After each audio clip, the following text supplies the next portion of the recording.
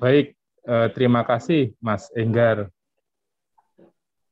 Baik, Bapak Ibu sekalian, untuk melanjutkan sesi berikutnya, ya, seperti sudah disampaikan Pak Heldi tadi, kita sudah kedatangan salah satu narasumber, Bapak Ibu sekalian, dari Pusdiklat LKPP.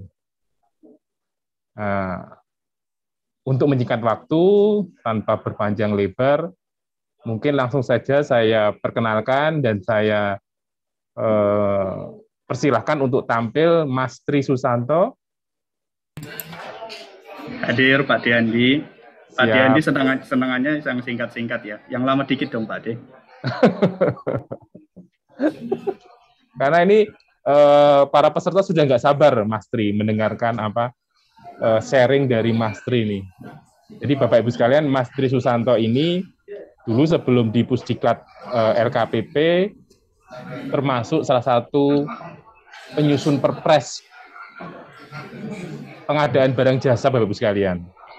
Ya, jadi dedengkotnya perpres ini. Jadi mastermind atau penyusun konten dari perpres ini ada di Mas Tri. Jadi kalau Bapak Ibu sekalian tadi masih belum puas nih di sesi yang pertama tadi, boleh nanti dilanjut juga dengan Mas Tri.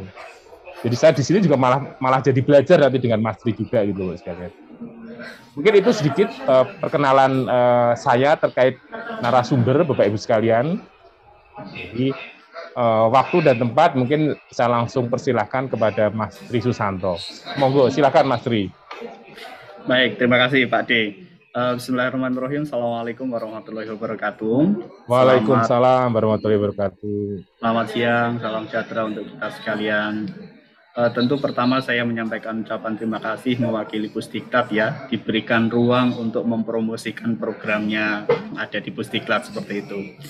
Pak Diandi, kalau tadi menyampaikan berbicara tentang substansi PPJ-nya, maka mohon izin Pak D, pagi ini, siang ini saya hanya membentengi diri untuk program-program yang ada di Pusdiklat saja, begitu ya Pak D ya? Baik, Bapak Ibu sekalian, kalau kita perhatikan fleksibel saja Mas Tri. Oke, jangan dibatasi, ilmu harus dibagikan Mas Tri. Oke, siap. Kita relax saja ya Pak D ya, sambil guyon aja ya Pak D. Iya, boleh. Karena silakan lanjut Mas Tri. Oke, baik. Jadi ceritanya kan begini nih Pak D. 88 itu tidak diubah, di 1618, di 1221-nya masih sama begitu ya. 88 itu tentang apa sih? Tentang kewajiban sertifikasi itu loh. Sertifikasi dan kewajiban bagi kalau mau jadi pejabat pengadaan, kalau mau jadi pokja itu harus berasal dari CFPBJ begitu ya. Terus kemudian di ayat keduanya disampaikan bahwa kalau untuk ASN ataupun TNI Polri yang mau jadi PP, mau jadi PPK, mau jadi pokja, itu nanti juga ada kewajiban sertifikasi tadi. Nah, berbekal itu Pak teman-teman sekalian, Bapak Ibu sekalian, maka di-create-lah suatu standar kompetensi begitu ya. Kalau CFPBJ-nya sudah ada Permenpan 52 gitu ya tentang standarnya. Terus kemudian kalau di Permenpannya itu levelnya 2, CF pertama, 3 CF muda, terus kemudian 4 untuk CF matianya. Nah, yang akan kita spesifik bicarakan hari ini adalah yang level 1-nya. Level 1 yang kurang lebih kalau Bapak Ibu belum memiliki PPJ dasar, maka sekurang-kurangnya nanti diberikan batasan sampai 31 Desember 2023. Oleh karena itu kita nanti akan banyak fokus ke yang level 1 ini. Nah, di level 1 ini Bapak Ibu, saya akan menyampaikan tidak hanya berkaitan dengan kurikulum dan panduan penyelenggaraannya, tetapi juga ada permintaan terkait dengan kira-kira ujiannya seperti apa. Tadi seperti yang disampaikan oleh Pak Heldi misalnya, banyak perubahan-perubahan yang terjadi begitu ya ketika melakukan ujian level 1 ini. Nah, ini nanti yang akan kita diskusikan kurang lebih dalam 1 jam kesempatan saya menyampaikan di hadapan Bapak Ibu. Bapak Ibu sekalian, kalau kita berbicara pelatihan level 1 begitu ya. Bentar, saya izin share screen dulu.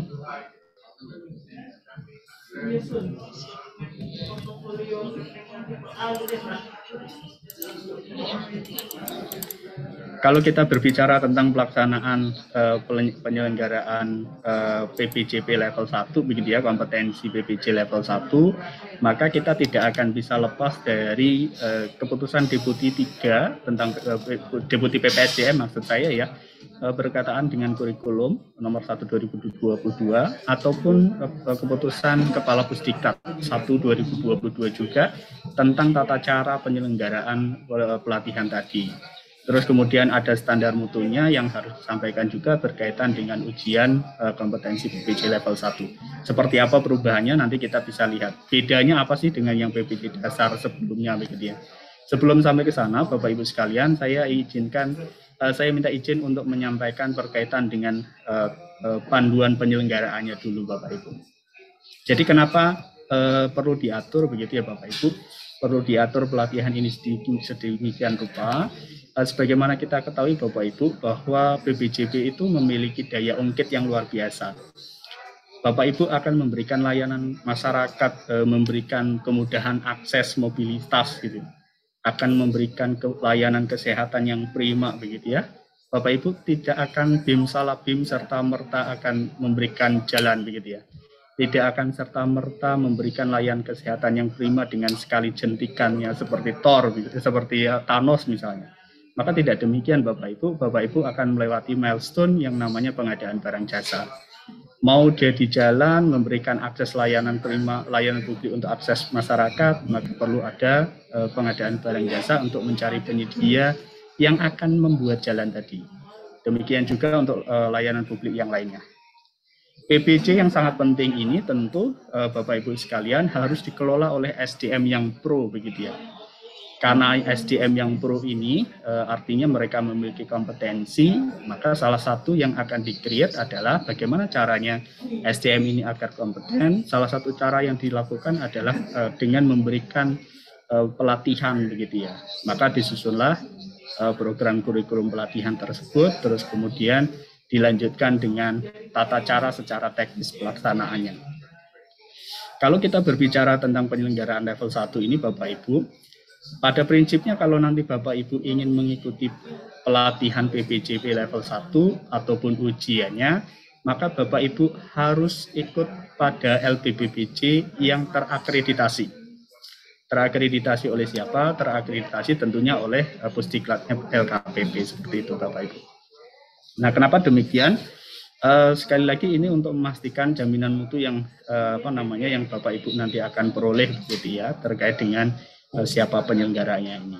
Jadi kalau misalnya Bapak Ibu ada tawaran yang sering banyak kasus yang disampaikan ke Pusdiklat, ada surat palsu, ada kegiatan palsu, sudah bayar tetapi tidak ada kegiatannya, maka cara yang pertama yang Bapak Ibu perlu identifikasi adalah lihat dulu siapa penyelenggaranya, terus kemudian pastikan melalui portal PPSDM apakah mereka penyelenggara ini sudah terakreditasi kita atau belum.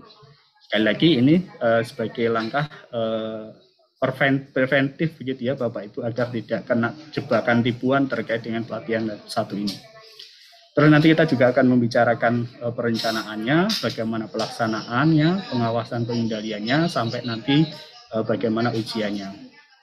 Nah, yang dinamakan LPBJ itu siapa sih Bapak Ibu sekalian? Jadi kalau nanti ada pelatihan-pelatihan yang hostnya itu Pusdiklat PPJ LKPP, maka itu sudah dapat dipastikan bahwa kegiatannya adalah kegiatan resmi begitu ya, tidak ada tipu-tipuan begitu. Nah, kalau nanti regulernya LKPP ini juga sifatnya free, gratis, tidak berbayar.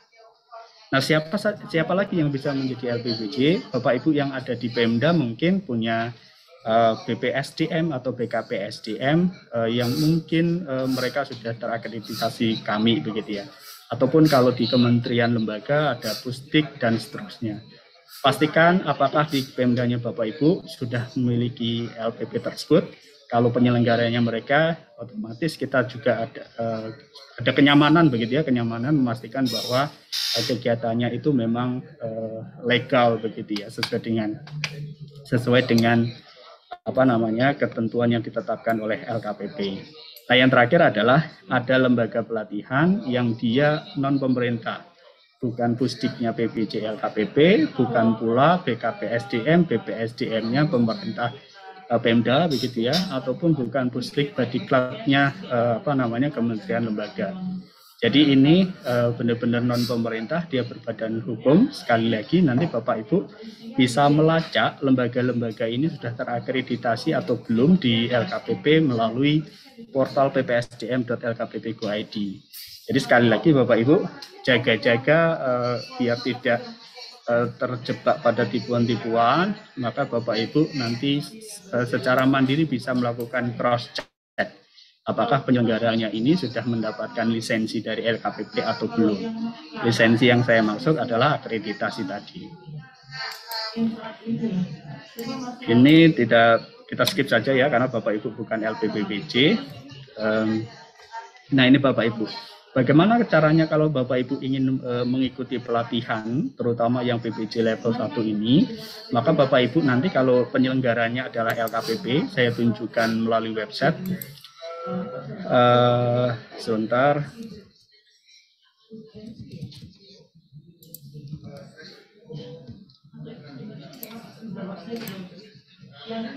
Sudah terlihat Bapak Ibu? Sudah terlihat ya?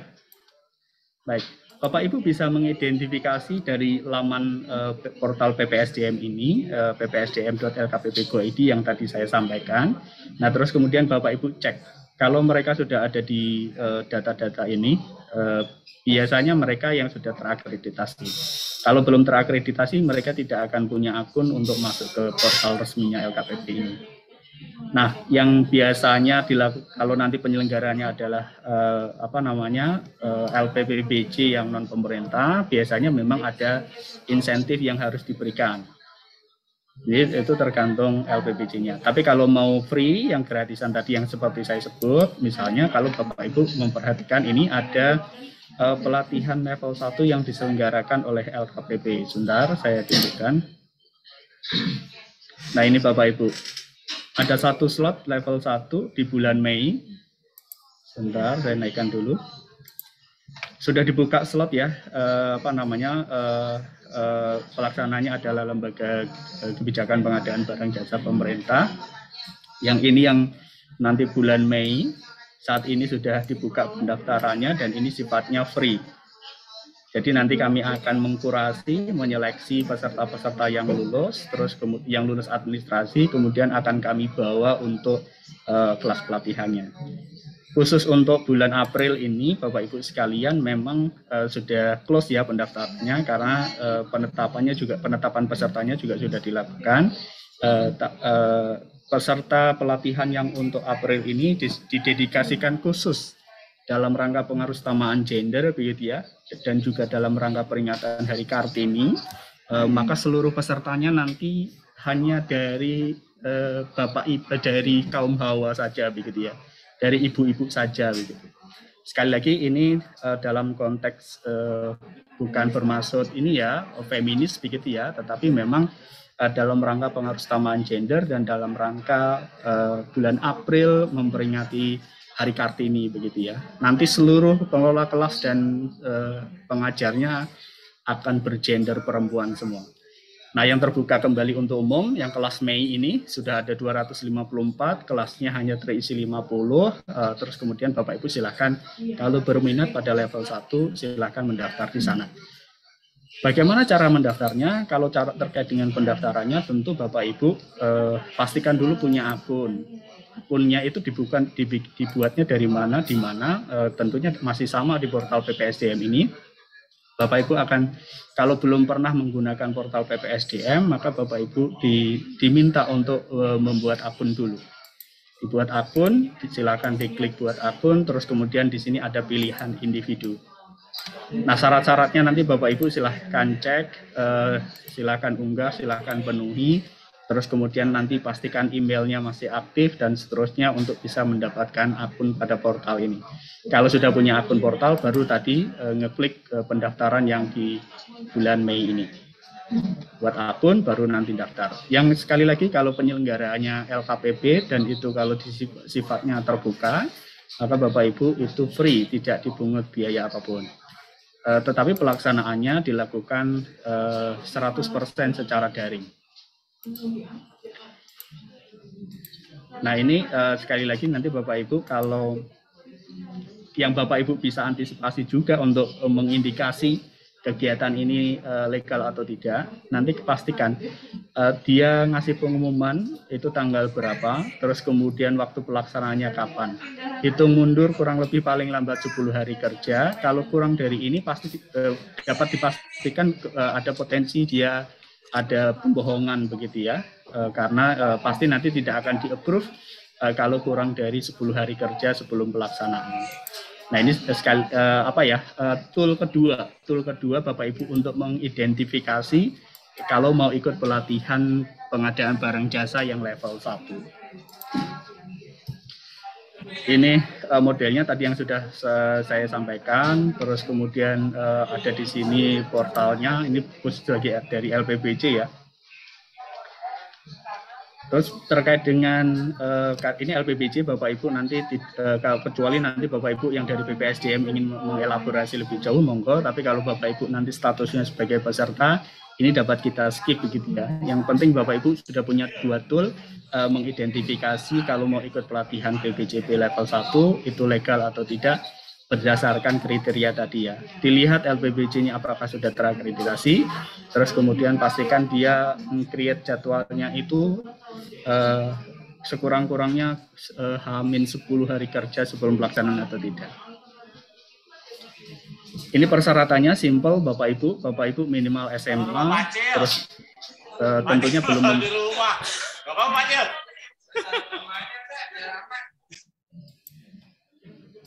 ya. Tentunya Bapak Ibu belum memiliki sertifikat PPJ dasar karena nanti equal gitu ya, PPJ dasar ataupun di level 1. Terus kemudian memegang surat tugas ini untuk memastikan bahwa Bapak Ibu itu diketahui oleh bagian kepegawaiannya ataupun pimpinannya pada tanggal tertentu sedang mengikuti pelatihan. Harapannya dengan surat tugas ini Bapak Ibu tidak akan diganggu gitu ya, tidak akan direcoki dengan kegiatan-kegiatan yang lain, sehingga nanti Bapak Ibu bisa konsentrasi penuh pada pelaksanaan pelatihan tersebut. Karena semuanya ini PNS, rasanya nggak ada yang dari individu ya. Kalau individu non pemerintahan begitu ya, itu tidak perlu mengunggah surat tugas gitu ya. Terus kemudian ada pernyataan komitmen, terus kemudian ada pernyataan komitmen ini tujuannya adalah kita ingin memastikan karena memang trennya itu Bapak Ibu kalau ada ditetapkan tahun lalu ini ya misalnya ya, ditetapkan 80 peserta, tetapi yang hadir cuma 60 orang seperti itu. Padahal yang daftar tadi ratusan. Sayang banget, kasihan banget, seharusnya kalau memang tidak serius untuk mengikuti pelatihan ini, dari awal jangan mendaftar biar dipakai kursinya, biar benar-benar dimanfaatkan oleh mereka-mereka yang membutuhkan pelatihan ini. Ini tadi yang saya sudah jelaskan, bikin punya akun di portal PPSDM dan seterusnya. Ini tugasnya kita, tugasnya LPBJ. Nanti dalam satu kelas, Bapak Ibu, satu kelas itu terdiri minimal 10 orang, paling banyak 40. Harapannya dengan rentang kelas tersebut, kita bisa menerapkan, kita bisa mencapai efektivitas yang tinggi, begitu ya. Indikasinya dari kelulusan peserta ataupun dari kelulusan ujiannya. Nah ini selama pelatihan nanti Bapak Ibu akan didampingi oleh tenaga pelatihan. Tenaga pelatihan itu dari ada penceramah, ada fasilitator atau pengajar, ada penjamin mutu, ada pengelola SI, dan ada pengelola kelasnya. Pengelola kelas ini yang mendampingi berdampingan dengan pengajar atau fasilitator yang mengelola kelas tadi. Pengajarnya siapa? Kalau dari penceramah, dia harus ekspertis kunciannya. Ekspertisnya boleh dari PNS, boleh dari BUMN, BUMD, akademisi, praktisi, boleh. Yang penting dia ekspertis. Kalau dari pemerintahan sekurang-kurangnya adalah CPT Pratama atau yang setara. Berarti kalau setara itu JF utama begitu ya, atau JF Madya atau utama ya, mengarah ke utama, JF utama. Nah, sementara kalau dia bukan PNS, bukan jabatan tinggi begitu ya, maka sekali lagi kunciannya adalah dia ekspertis. Harapannya nanti Bapak Ibu kalau ikut kelasnya itu benar-benar memiliki insight yang bagus begitu ya dari peserta, dari penceramah ini. Nah, pengajarnya Bapak Ibu, pengajarnya ini terbatas. Terbatas artinya adalah tidak sembarangan orang bisa dijadikan pengajar begitu ya. Nah, ini tool ketiga yang Bapak Ibu bisa manfaatkan untuk memastikan apakah pengajarnya itu sudah terstandarisasi LKPP atau belum. Caranya bagaimana? Masih di portal PPSDM ini Bapak Ibu di sana ada 2 penetapan, ada surat kepala pusdiklat yang menetapkan nama-nama orang-orang yang kira-kira eligible untuk dijadikan fasilitator pada pelatihan level 1. Bapak Ibu sebetulnya bisa dilihat pada data statistik ini ada fasilitator, tapi untuk memastikan yang resminya Bapak Ibu bisa dari Beranda. Terus kemudian nanti ada 2 surat, salah satunya ini Bapak Ibu penetapan fasilitator level 1 batch 2.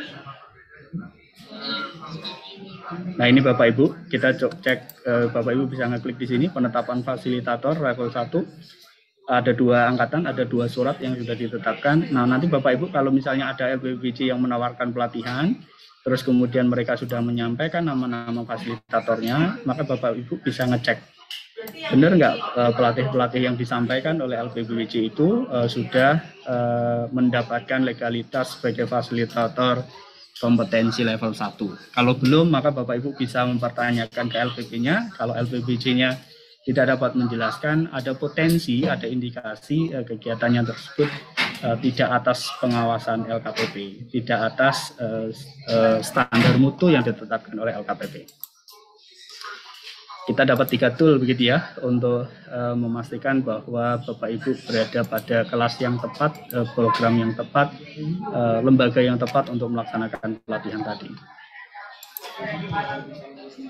Ini pengelola kelas ini nanti yang akan mendampingi Bapak Ibu mulai enroll kelas sampai dengan nanti penutupan tryout begitu ya. Ini bagi LPBJ Bapak Ibu tidak perlu. Ini juga mungkin Bapak Ibu hanya bisa ini ya. Kalau misalnya nanti Bapak Ibu ikut di LPBJ yang dia sudah PNBP begitu ya, maka Bapak Ibu tinggal membayar sesuai dengan tarif yang ditentukan. Nah, Bapak Ibu bisa mengkira-kira gitu ya. Kalau yang diselenggarakan LKPP sekali lagi ini free, ini gratis untuk masyarakat begitu ya.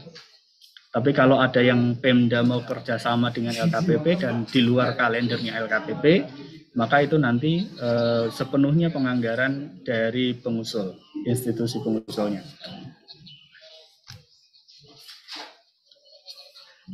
Nah, ketika nanti Bapak Ibu sudah terdaftar gitu ya, maka nanti Bapak Ibu harus masuk ke model kelasnya, di enroll begitu ya. Enrollnya adalah maksimal H-1.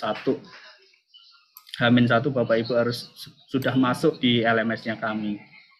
Di LMS kami itu websitenya ini Bapak Ibu, saya tunjukkan kembali.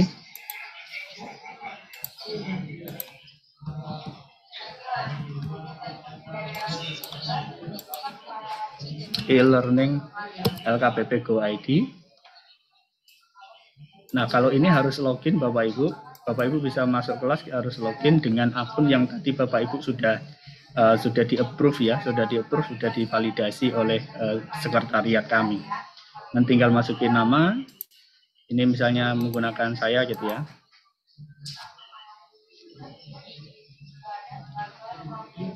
Maka tampilannya akan seperti ini. Bapak Ibu nanti akan ada ketahuan sedang ada kurs apa yang sedang diikuti dan seterusnya. Kalau level 1 nanti berarti tinggal ngeklik misalnya kayak ini BPPK Ciloto. Oh, ini hadir sebagai apa? Oh, ini kemarin ketika saya mengisi BPPK Ciloto misalnya seperti itu. Kalau Bapak Ibu nanti statusnya sebagai peserta. Tampilannya kurang lebih seperti ini nanti Bapak Ibu. Kalau misalnya, kalau ini pelatihan teknis ya, pelatihan teknis UK tertentu yang kemarin ada 2 UK tertentu yang diajarkan di BPK Ciloto. Nah, kurang lebih nanti tampilannya seperti ini. Ada penjelasan program, materi-materinya sebanyak 6 ya, 6 modul. 6 modul itu apa saja nanti kita akan diskusikan. Terus kemudian ada terakhir nanti akan ada tryout gitu ya. Sebelum nanti Bapak Ibu mendapatkan surat keterangan. Yang ini yang pelatihan teknis. Ini enroll kelas ya Bapak Ibu, di enroll kelas maksimal H1. Apakah boleh ketika sudah pembukaan, sudah mulai jalan yang lainnya baru di-enroll? Boleh. Dalam hal seperti itu namanya ada kondisi-kondisi extraordinary, begitu ya Bapak Ibu. Tapi kalau nanti Bapak Ibu terjadi yang demikian itu, mengalami extraordinary tersebut, maka Bapak Ibu harus menyampaikan ke kami atau ke pengelola kelas atau ke LPBJ, terus kemudian nanti diizinkan masuk dengan persetujuan dari Kapus Diklat kami. Ini perannya Bapak Ibu, selebihnya ini perannya sebagai peran pengelola kelas, LPBJ. Nah ini ya Bapak Ibu, di level 1 ini Bapak Ibu ada sedikit perbedaan jumlah jam pembelajarannya bila dibandingkan dengan yang BPJ dasar. Tapi jumlah JP pada tatap mukanya sama, 18 jam pembelajaran. Total ada 48, dari 48 ini 30-nya adalah belajar mandiri. Dari belajar mandiri ini ada 1 kali PLC, terus kemudian ada 1 JP maksud saya, dan ada 3 JP sinkronus. Keduanya ini nanti Bapak Ibu akan didampingi fasilitator. Terus kemudian setelah selesai semua, dilanjutkan ke tatap muka selama 18 jam pembelajaran. Kurang lebih skemanya seperti ini Bapak Ibu. Ada PLC di hari pertama, belajar mandirinya itu 10 hari ya, karena sesuai dengan ketentuannya LAN, kita diizinkan untuk batas maksimal ya, batas maksimal untuk belajar mandiri bagi seorang pembelajar itu 3 jam sehari begitu ya, 3 jam pembelajaran. Oleh karena itu di spread out menjadi 10 hari yang mendapatkan pendampingan tadi di hari pertama ini dan hari ke-9. Sebelum nanti dilanjutkan dengan sinkronus. Nah, dia ngajarin apa Bapak Ibu di pelatihan ini? Ada 6 modul yang diajarkan. 6 modul itu apa saja isinya? Yang pertama terkait dengan pengantar supply chain, begitu ya Bapak Ibu. Apakah ada kaitannya dengan peraturan yang ada di pemerintah? Yang modul 1 ini tidak. Modul 1 ini insight secara global bagaimana supply chain itu terjadi, begitu ya. Bagaimana manajemen supply chain itu dilaksanakan. Kurang lebih sekali lagi ingin memberikan insight kepada Bapak Ibu di luar rule yang ada di BPJP, begitu. Nah, di modul ini Bapak Ibu akan di-highlight, akan diminta gitu ya. Kalau nanti Bapak Ibu sudah mempelajari modul 1, maka nanti indikator keberhasilannya adalah Bapak Ibu mampu menjelaskan. Perhatikan baik-baik indikator ini, nanti akan ada kaitannya dengan soal-soal yang akan diujikan. Ini kalau bahasanya teman-teman dispenser kan ada TTS itu ya, tips and tips begitu ya. Nah, sekali lagi di materi pengantar supply chain ini Bapak Ibu diminta untuk mampu menjelaskan. Mampu menjelaskan terkait apa? Terkait dengan konsep dasar supply chain, keterkaitan dengan BPJP, terus kemudian penerapan manajemen rantai pasok. Nah, di materi kedua, di modul kedua, ini ada pengantar BPJP. Di pengantar ini Bapak Ibu juga masih diharapkan untuk indikator keberhasilannya masih tetap untuk mampu menjelaskan begitu ya. Mampu menjelaskan. Kalau menjelaskan berarti kurang lebih nanti berkutat pada soal-soal berkutat berkaitan dengan materi-materi teori yang ada di dalam modul. Nah, di modul kedua ini Bapak Ibu isinya banyak banget. Ada 11 item.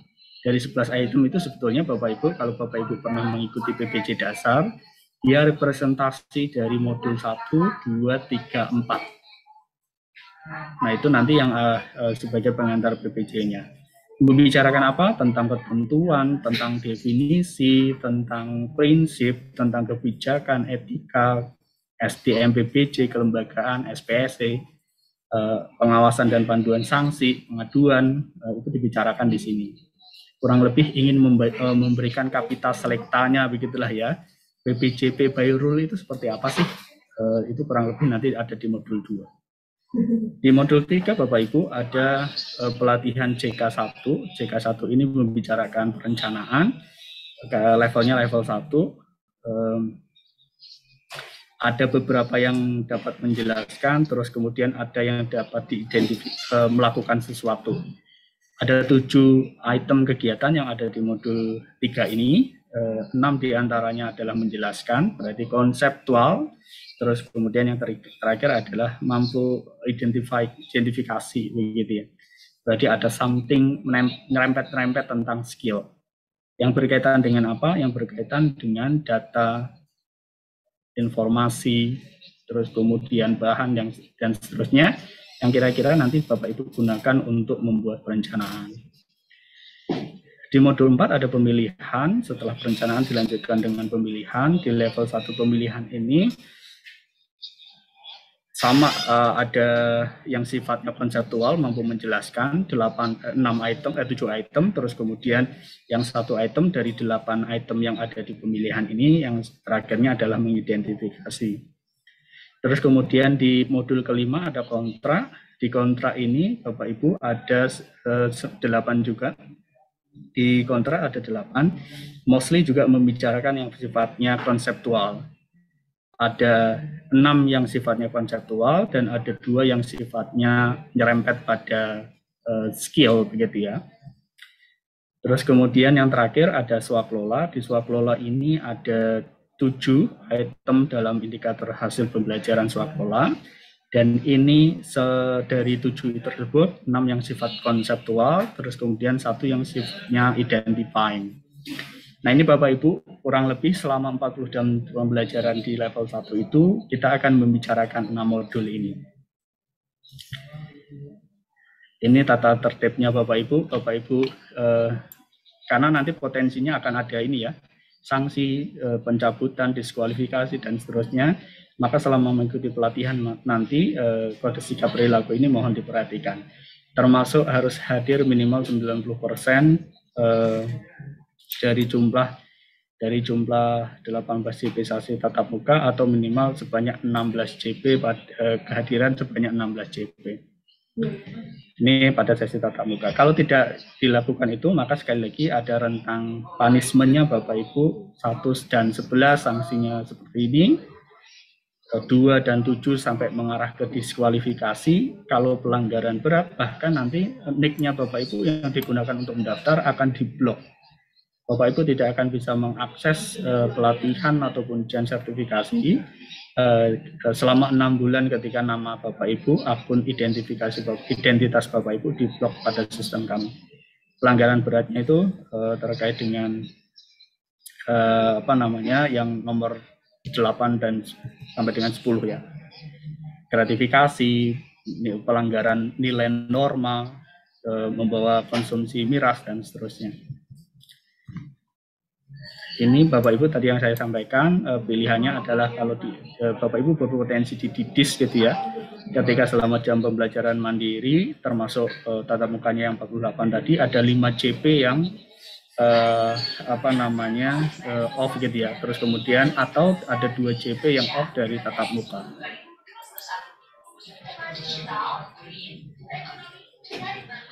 Nah Bapak Ibu sekalian, di akhir sesi pelatihan nanti akan ada evaluasi dari masing-masing penyelenggara.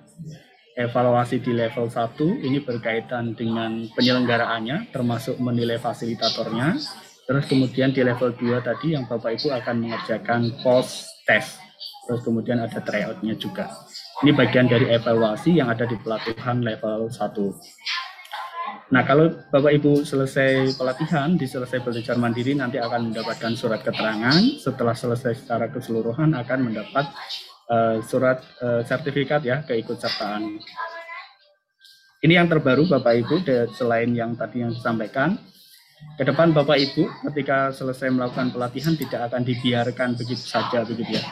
Bapak Ibu akan dikumpulkan dalam keluarga alumni yang kurang lebih nanti privilege-nya adalah Bapak Ibu akan diberikan hak-hak istimewa kalau ada kebijakan baru, maka lewat keluarga alumni ini yang Bapak Ibu bisa manfaatkan sebaik-baiknya untuk diskusi dan updating regulasi atau kebijakan terbaru terkait dengan BPJP. Nah, ini total secara keseluruhan terkait dengan pelaksanaan pelatihannya. Selanjutnya kita bicara ujiannya. Ujiannya ada persyaratan khusus. Bapak Ibu kali ini diminta untuk foto, menyampaikan foto. Kalau yang tadi yang lainnya mirip. Ada paling rendah SMA, terus kemudian ada surat tugas, terus kemudian saat ujian nanti membawa identitas, boleh KTP, boleh kartu pegawai begitu ya. Nah, yang lain adalah Bapak Ibu harus menyampaikan pas foto. Pas fotonya ini kenapa? Karena nanti di sertifikat kelulusannya Bapak Ibu akan ditempeli fotonya masing-masing. Yang terbaru lagi adalah terkait dengan soalnya. Kalau yang PBJ dasar kita mengerjakan soal ada berapa tuh? 90 soal ya. Ada 90 soal yang penilaiannya dibagi 3, 1 sampai 25 yang benar salah, poinnya 2, 26 sampai nomor 80 itu membicarakan teoritis pilihan ganda ABCD, terus kemudian 81 sampai 90 itu studi kasus. Itu yang PBJ dasar. Sementara yang sekarang level 1 soalnya 80 saja. Ini yang perbedaan pertama. Perbedaan keduanya adalah total nilai yang Bapak Ibu peroleh. Kalau di PBJ dasar, total nilai yang diperoleh itu yang diperebutkan itu 255. Kalau yang sekarang tidak, 100. Jadi nomor 1 sampai 70 kalau jawaban Bapak Ibu tepat 1 poinnya, 71 sampai 80 kalau tepat poinnya 3.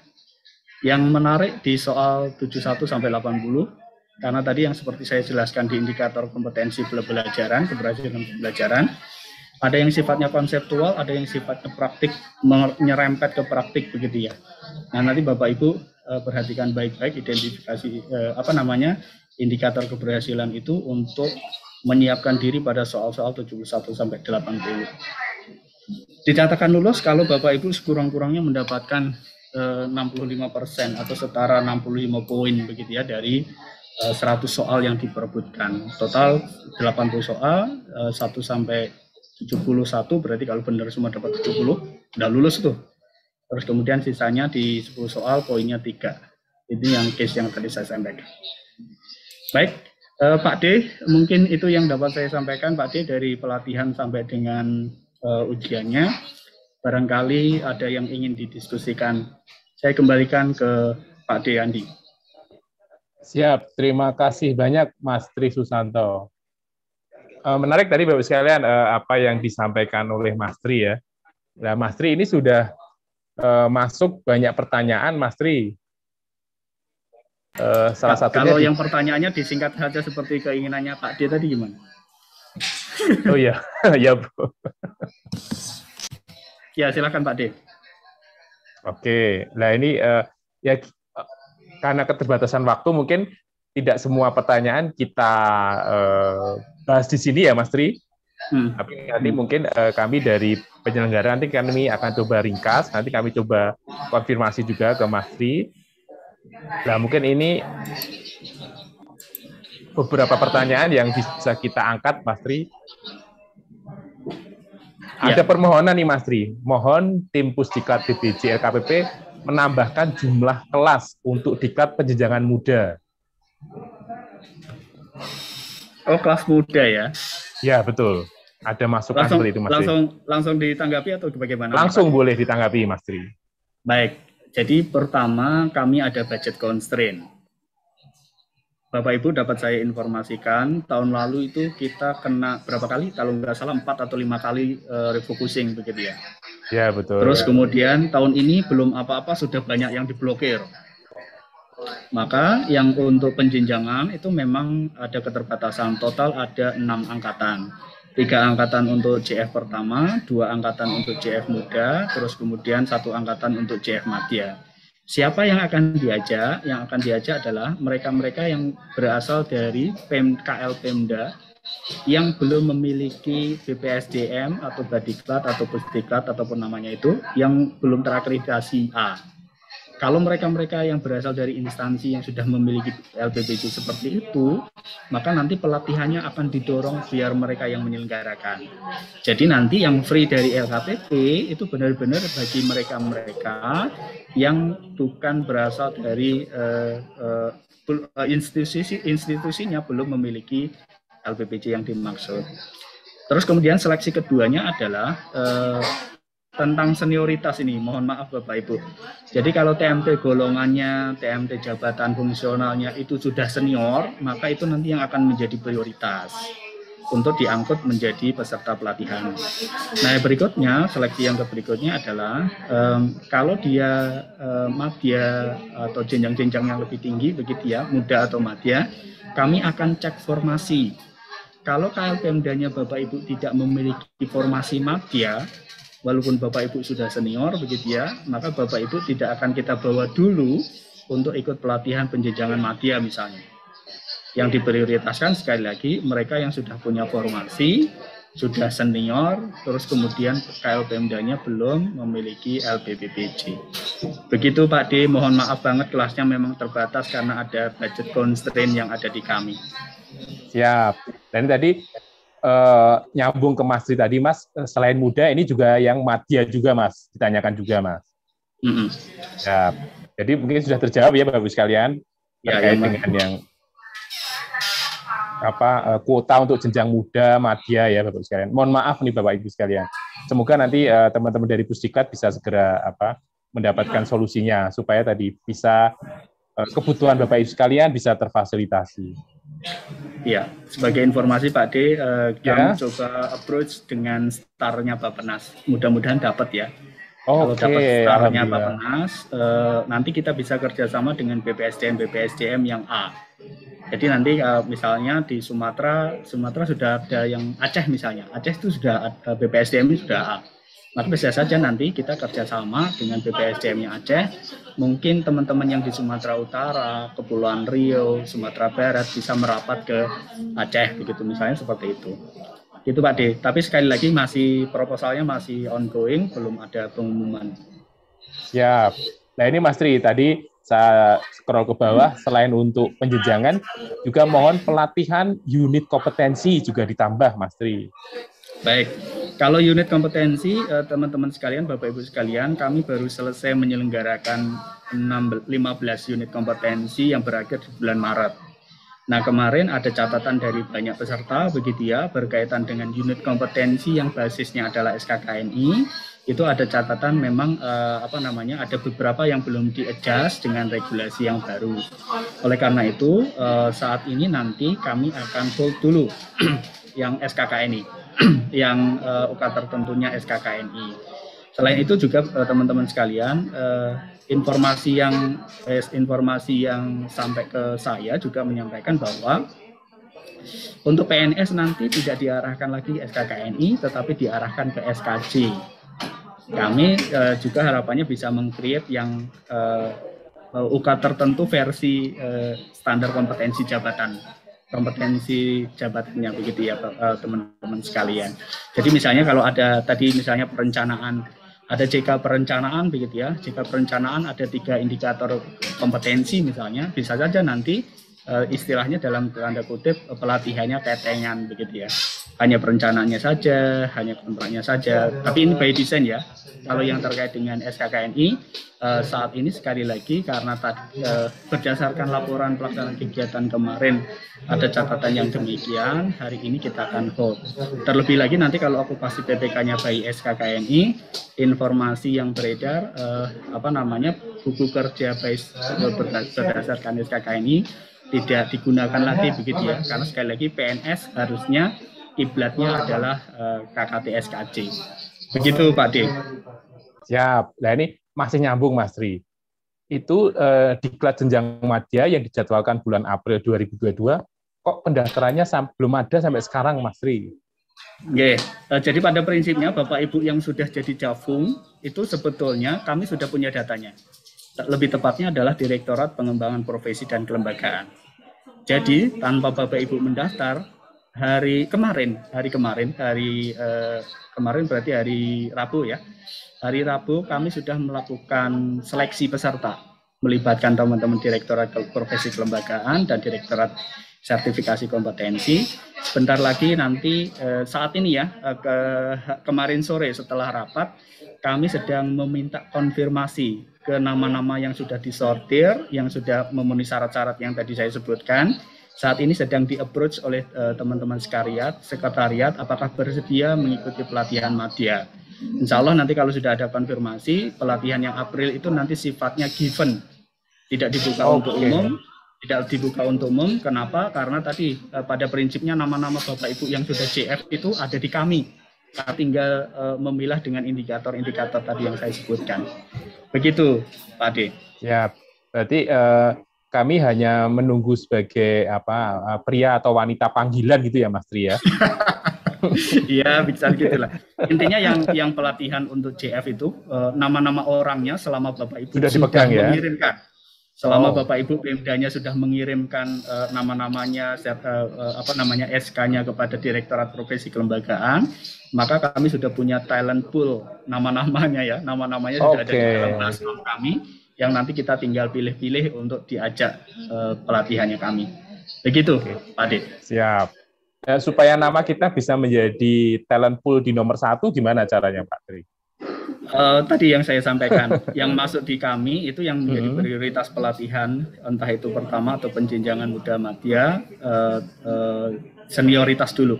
Jadi kita mengutamakan mereka-mereka yang sudah TMT-nya lama banget, lama banget, dan kemudian ada formasinya di sana, maka kita akan undang untuk ikut pelatihan. Siap. Siap, ya. Mas Tri. Kemudian lanjut, Mas Tri. Kalau bagi kita yang sudah punya sertifikat tingkat dasar nih, apa harus ikut kompetensi level 1 lagi, Mas Tri? Ya, seperti pengawalan saya tadi di 88 Perpres, pada prinsipnya dasar itu masih bisa dipakai, gitu ya. Sekurang-kurangnya 31 Desember 2023. Saya mungkin bisa nunjukin terkait dengan aturan tersebut. Ini tadi yang saya sebut, Bapak Ibu, 88 yang saya maksud. Nah, ini sudah disebut ya, memiliki sertifikat kompetensi, terus kemudian ini memiliki sertifikat tingkat dasar bidang sebelum memiliki sertifikat kompetensi. Jadi BPJ dasar itu masih bisa dipakai, tapi memang ada constraint waktu.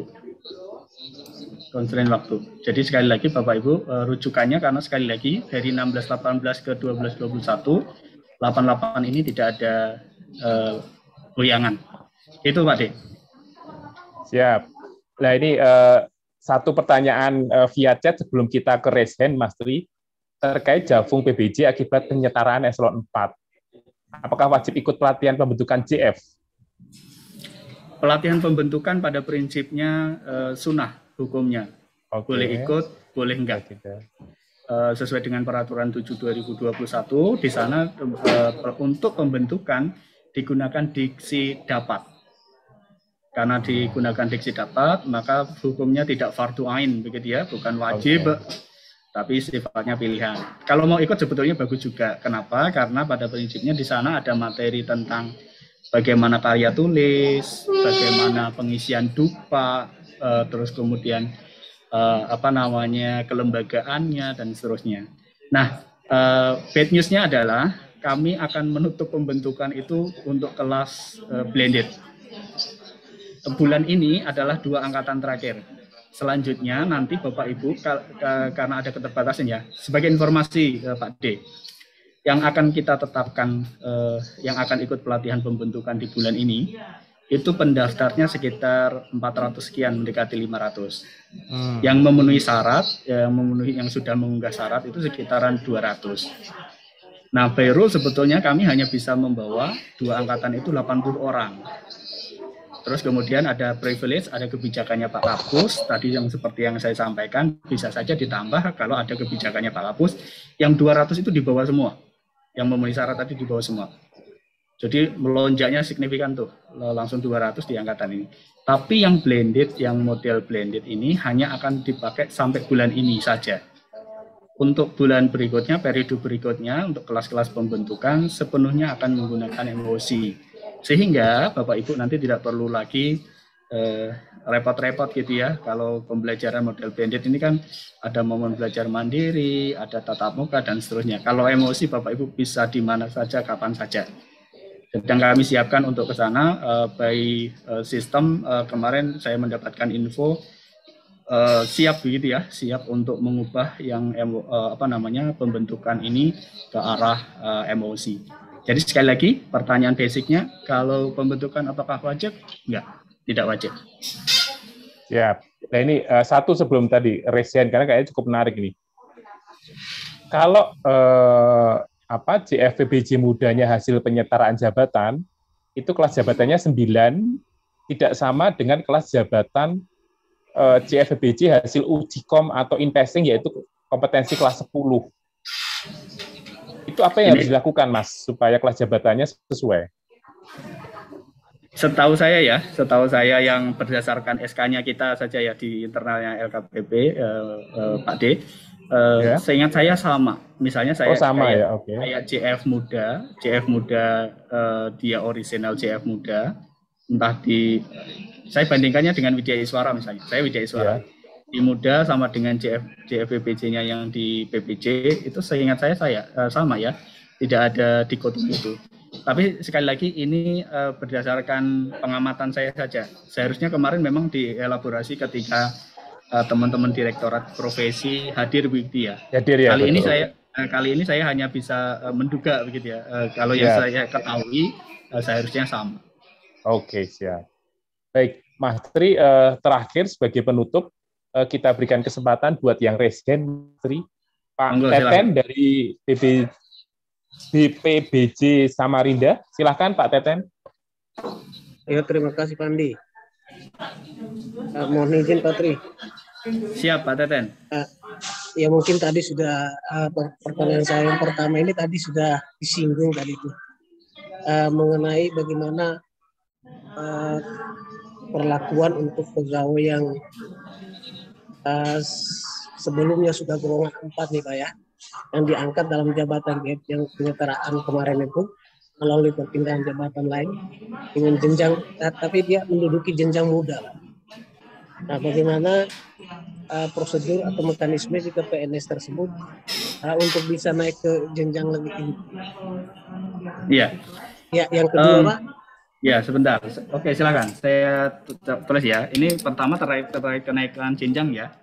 Ya. Oke, silakan Pak.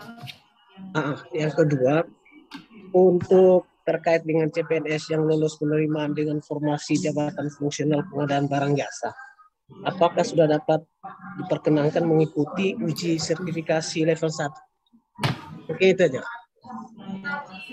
Baik, terima kasih.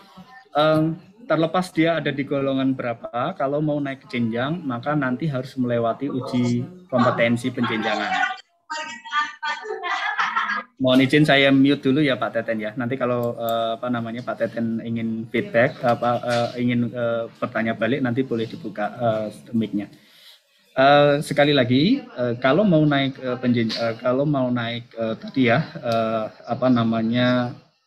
jenjang, maka nanti akan ada namanya uji kompetensi. Penyelenggaranya adalah Direktorat Sertifikasi Profesi.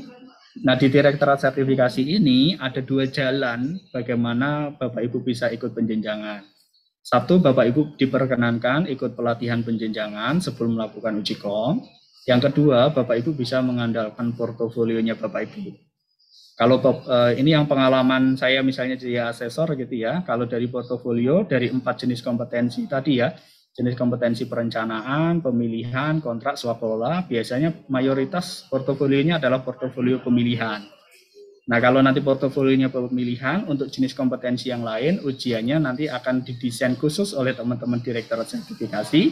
Sementara kalau yang punya portofolio hasil kerja, nanti dilanjutkan dengan wawancara. Sekali lagi konsepnya kenaikan jenjang itu harus melewati uji kom tadi. Makanya tadi ketika kami menyeleksi peserta itu juga memperhatikan formasi, karena harapannya nanti kami sudah kerjasama dengan Direktorat Sertifikasi, selesai pelatihan langsung dilakukan uji kom. Selesai pelatihan penjenjangan langsung dilakukan uji kom. Yang sudah mendapatkan slot, jenjang mudanya kami dan jenjang muda belum dapat informasi, tapi jenjang muda yang saat ini sedang OJT, insya Allah nanti selesai OJT akan dilanjutkan dengan uji kom. Itu nanti berarti uji komnya lewat buku kerja OJT yang ada di pelatihan. Tapi kalau Bapak Ibu punya portofolio, boleh juga dari portofolio. Ini kenaikan jenjang. Dan harus diusulkan ya Bapak Ibu ya, harus menyampaikan ke Direktorat Sertifikasi persyaratan-persyaratan dan seterusnya. Nah, yang kedua, apakah CPNS yang baru-baru ini boleh langsung level 1, sudah boleh mengikuti pelatihan level 1 begitu ya? Sebagai informasi Pak Teten, awal bulan Maret kami sudah menyelenggarakan pelatihan level 1 untuk CPNS-nya LKPP. Hari kemarin itu 3 hari berturut-turut, mereka-mereka yang sudah pelatihan itu sudah diuji level 1. Artinya apa? Kalau Bapak mau menyelenggarakan pelatihan untuk CPNS yang PPC level 1, boleh-boleh saja. Dipersilakan, karena tadi persyaratannya itu kan nggak ada harus PNS dulu dan seterusnya gitu. Sekali lagi sebagai informasi, LKPP sudah melakukan itu di awal bulan Maret kemarin, terus kemudian 3 hari terakhir kemarin sudah dilakukan ujian level 1. Kelulusannya sekitar berapa persen gitulah. Itu Pak Teten, ada pertanyaan tambahan atau konfirmasi kembali? Silakan Pak Teten, ada yang ingin diklarifikasi kembali? Ya, cukup sepertinya Mas Tri dari Pak Teten. Tadi mungkin sedikit menambahkan Mas Tri terkait ujian yang untuk level 1 tadi ya Mas Tri, di LKPP ya Mas Tri. Ya. Ini dengar cerita dari teman-teman CPNS nih, soalnya sulit-sulit Mas Tri. Ini tadi teman-teman CPNS sudah pada ini, wah Mas Adi soalnya sulit-sulit kemarin. Aduh, saya belum lihat Mas Tri, tapi mungkin boleh cerita dikit dulu. Oke, saya sudah melakukan wawancara 1 orang dari CPNS yang nggak lulus. Oke, gimana Mas Tri? Jadi memang karena ada jeda yang cukup lama gitu ya, yang disampaikan hasil wawancara saya dengan CPNS ini menyampaikan, saya memang sudah membaca ulang sih Pak gitu, tapi memang saya akui persiapannya belum matang gitu, belum banyak.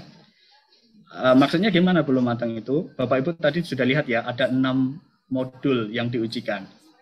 Kalau di print itu ini informasi pengawasnya ya, modulnya itu setebal gini nih Mas Tri, tapi tetap aja nggak lulus gitu. Nah artinya dari modul-modul yang tadi disampaikan, bisa saja mungkin Bapak Ibu yang tadi hasil wawancara saya dengan yang nggak lulus, memang persiapannya walaupun sudah dilatih persiapannya kurang. Yang tidak kami lakukan di Pusdiklat waktu itu memang biasanya itu kami ada program yang namanya One Day One Slab. One Day One Slab itu ketika kami mendapati ada penyelenggaraan pelatihan, sementara ujiannya beda hari yang jauh, ada jeda yang lumayan jauh.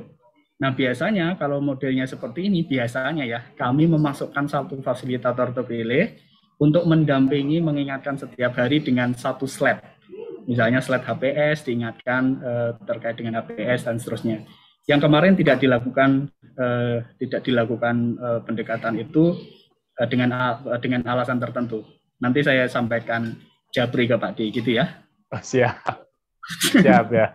Jadi ini nih Mas, supaya nanti ini teman-teman yang jenis juga bisa memberikan masukan ke teman-teman di daerah yang lain kan, ini nanti ujiannya kamu harus lebih siap lagi nih gitu kan.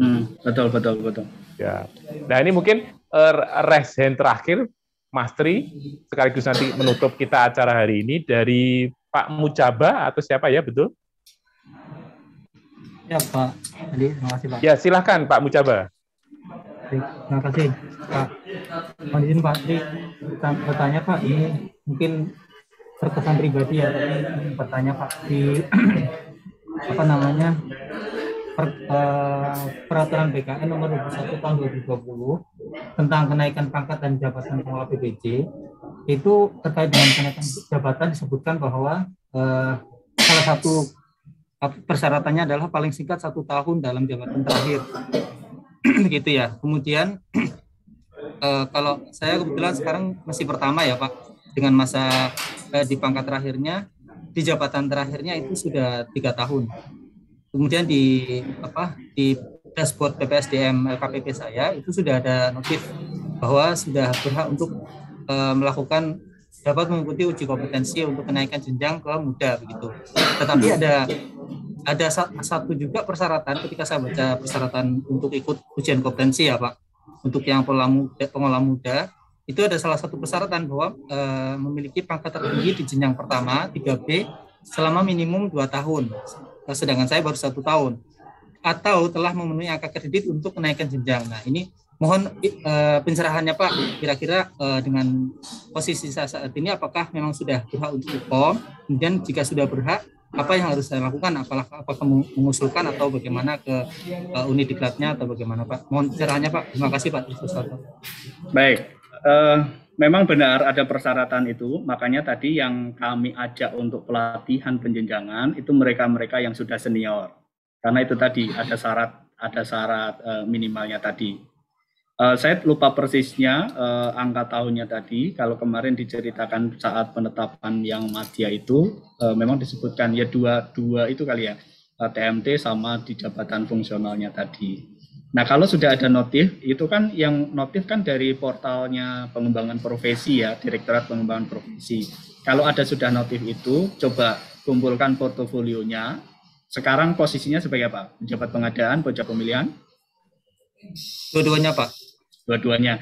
Portofolio terkait dengan kegiatan-kegiatan pemilihan tadi, JK pemilihan, silahkan dikumpulkan, terus nanti melalui instansinya menyampaikan ke Direktorat Sertifikasi. Nah, yang perlu dikumpulkan portofolionya, rujuk kepada standar kompetensinya muda. Gitu ya, kalau muda itu apa? Kalau di JK pemilihan berarti dia bukan yang hasil pejabat pengadaan nggak bisa diakui, karena pengadaan langsung, e-purchasing, terus satu lagi tender cepat ya, itu ada di level 2 begitu ya, JF pertama. Yang boleh yang evaluasi penawarannya menggunakan harga terendah tapi ambang batas, sistem nilai, terus kemudian umur ekonomis, pagu, anggaran untuk konsultansi, kualitas biaya, ataupun biaya terendah. 4 terakhir ini yang untuk pemilihan. Jadi nanti portofolio yang dibawa arahkan ke indikator kompetensi yang diharapkan. Ada sebetulnya sudah ada keputusan kepala, kalau keputusan deputi kalau tidak salah ya, sudah menentukan itu. Kalau mau ke muda itu nanti portofolionya harus apa saja. Nah kalau misalnya nih ya, saya cuplik satu misalnya JK pemilihan tentang indikator evaluasi penawaran gitu ya. Kan itu berturutan ya, ada tujuh indikator yang di muda.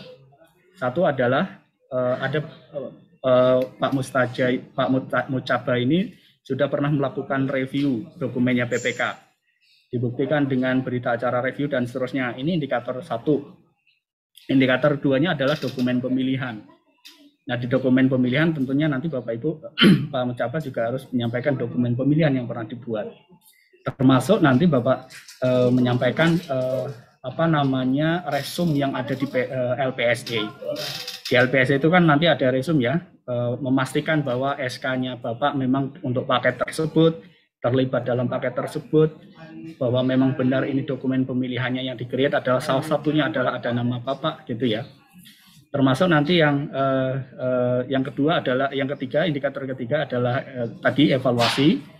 Boleh milih salah satu, tapi sekali lagi jangan yang pengadaan langsung tadi dan jangan yang harga terendah dengan sistem gugur, itu juga ada di level 1. Terus kemudian indikator keempat, melakukan evaluasi kualifikasi. Nah ini sekali lagi nanti disampaikan ketika kemarin melakukan praktik kualifikasi, begitu evaluasi kualifikasi pada praktik nyata, bukti-buktinya dikumpulkan untuk sebagai portofolio. Bahkan kertas kerjanya ya, oret-oretan yang misalnya Bapak menggunakan kualifikasinya pra misalnya. Pra-nya menggunakan, kalau menghadapi konsultan misalnya, menggunakan ambang batas misalnya. Pembobotan penilaiannya itu, kalau ada oret-oretan catatannya, kalaupun nanti tidak mau sebaiknya dicantumkan gitu ya, diikut diunggah, biar nanti menjadi bagian untuk diujikan ke Pak Mucaba. Ini yang keempat. Yang kelima, pengelolaan sanggah. Ini screen capture yang ada di SPSE. Pernah nggak menjumpai paket yang Bapak disanggah? Itu nanti ditunjukkan bahwa memang ada sanggah begitu ya. Terus kemudian negosiasi. Terus kemudian yang terakhir adalah berkaitan dengan daftar penyedia. Indikator kompetensi daftar penyedia. Nah ini yang tujuh-tujuhnya harus Bapak kumpulkan portofolionya, bukti-bukti kerjanya sebelum nanti disampaikan ke Direktorat Sertifikasi Profesi untuk diuji-komkan. Bagaimana dengan jenis kompetensi yang lain untuk perencanaan? Perencanaan pernah jadi PPK enggak? Belum Pak Tri.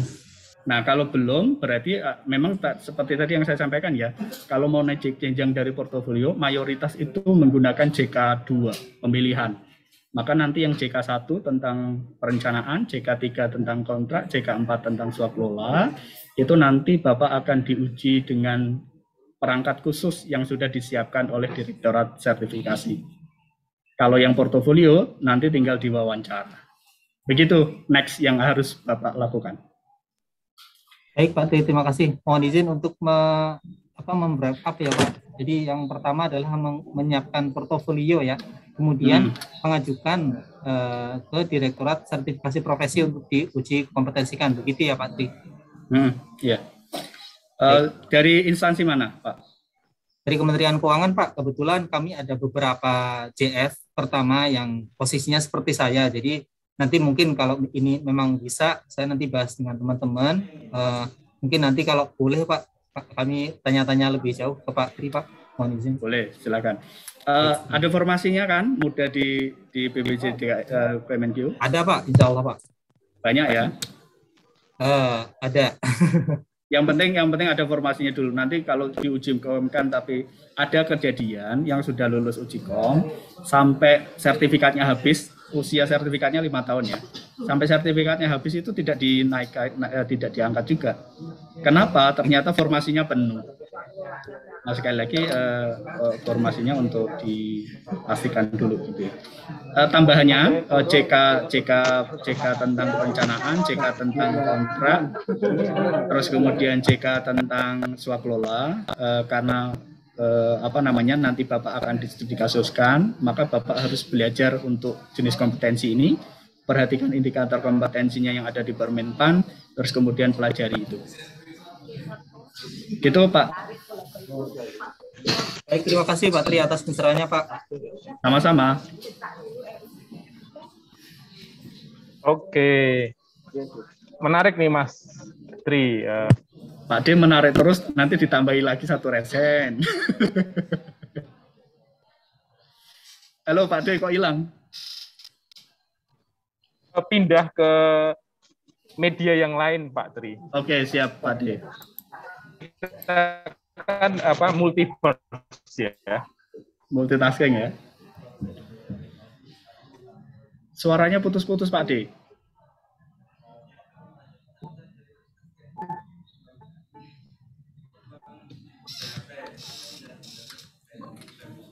Malah hilang.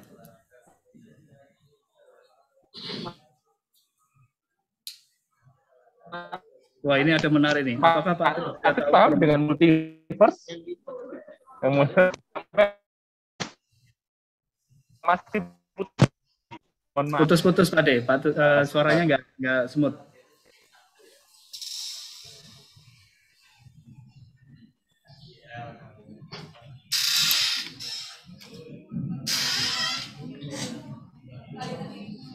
Halo Mas Andi? Mas Enggar?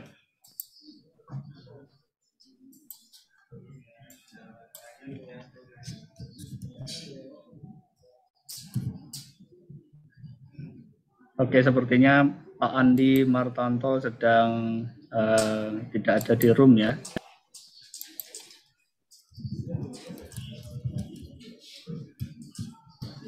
Kita tunggu ya. Ini yang menarik ini ada di chat nih. Ya, silakan Mas Tri. Kalau ada yang masih satu menarik. Ya ini, apakah Pak Tri sudah tahu Permenpan RB 6 2022? Tapi memang ada diksi katanya ya. JS katanya nggak perlu lagi angka kredit. Kayaknya enggak deh. Karena ini bahasanya masih katanya begitu ya.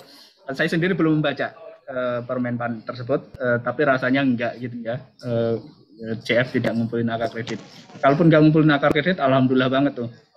Kita bisa kerjanya lebih fleksi, lebih Tenang ya Mas Tri. Gaya kreativitasnya itu lebih keluar daripada dibatasi dengan butir-butir yang itu. Silakan Pak D. Oke, siap. Nah Mas Tri, sebelum kita akhiri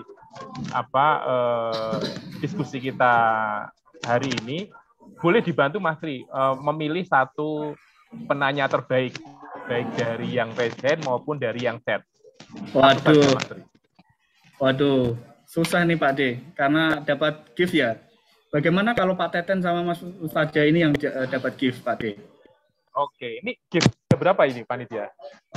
Ya Mas Tri, tadi Mas Tri sudah 2. Oh, ya. Hanya tinggal 1 aja. Wah, gitu ya Pak D. Jadi saya berat nih yang resen antara Pak Teten sama Pak Mucaba ini. Saya pilih 2 deh, Pak Teten sama Pak Mucaba untuk diberikan gift dari Pak D.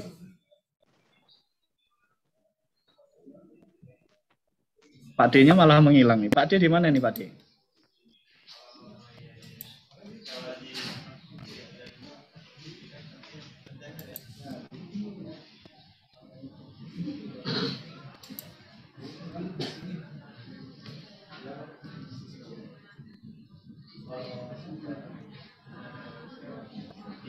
Halo Mas Andi.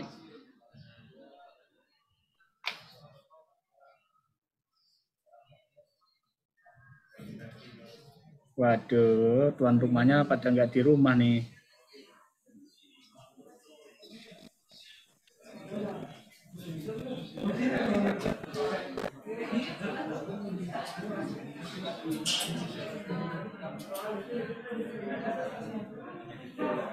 Halo Pak D. Mas Enggar.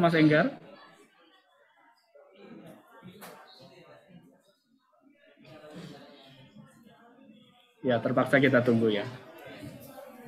Atau mungkin sambil menunggu Mas Andi, Pak D Andi kembali, ada mungkin yang ingin didiskusikan lagi? Pertanyaan tentang pelatihan tentu akan lebih baik. Oh iya, sudah, saya kembalikan ke Pak D aja. Karena masih ada satu segmen kan ya? Sudah kita tutup Mas. Segmen berikutnya karena waktunya sudah menunjuk hampir pukul 11:30 karena jadwal kita sebenarnya jam 11 Mas Tri. Baik, Bapak sekalian bisa terdengar?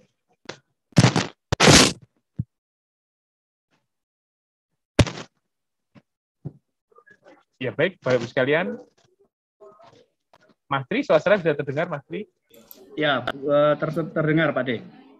Oke. Baik, Bapak Ibu sekalian, terima kasih atas partisipasi Bapak Ibu sekalian di acara diskusi perencanaan pengadaan sirup dan amel rutin hari ini ya. Kami harapkan Bapak Ibu sekalian tetap bisa bergabung di acara kami berikutnya hari Kamis minggu depan. Mohon maaf jika tidak semua pertanyaan bisa kami fasilitasi di acara diskusi kita hari ini ya. Nanti dari tim penyelenggara akan mengumpulkan semua pertanyaan dan nanti kita coba jawab dan nanti kita sampaikan kembali ke seluruh peserta. Ya. Demikian Bapak Ibu sekalian acara diskusi kita hari ini. Terima kasih banyak atas partisipasinya. Selamat menjalankan ibadah puasa bagi saudara-saudara kita yang menjalankan ibadah puasa. Sukses buat aktivitas Bapak Ibu kerjakan hari ini bisa bermanfaat buat kita semuanya. Saya tutup diskusi kita hari ini Bapak sekalian. Terima kasih banyak. Wassalamualaikum warahmatullahi wabarakatuh.